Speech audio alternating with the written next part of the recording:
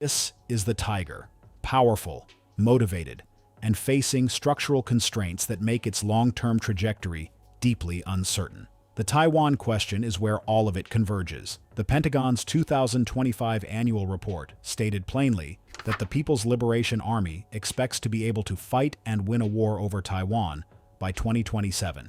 In 2024, China tested what the Pentagon described as essential components of Taiwan invasion options, including exercises to strike sea and land targets, hit American forces in the Pacific, and block access to key ports.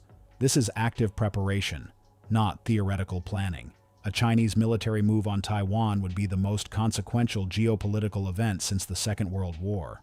It would trigger American military involvement, devastate the global semiconductor supply chain, and produce a conflict neither side could easily control.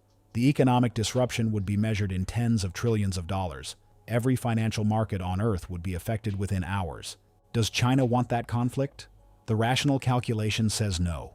The cost would be extraordinary, and the outcome is genuinely uncertain. But a Chinese government facing domestic economic pressure, demographic decline, and a population told for decades that Taiwan's return is a national mission does not always have the luxury of pure rationality. The best outcome is sustained deterrence. American presence strong enough that the cost of aggression remains prohibitive.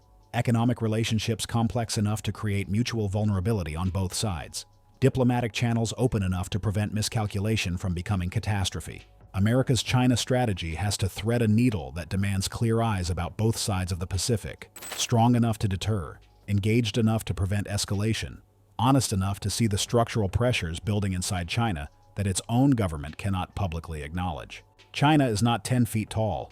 It is a country with genuine power, genuine ambition, genuine grievances about its encirclement, and genuine structural weaknesses. The cage is real. The tiger is real. The question for American strategy is not whether to fear the tiger.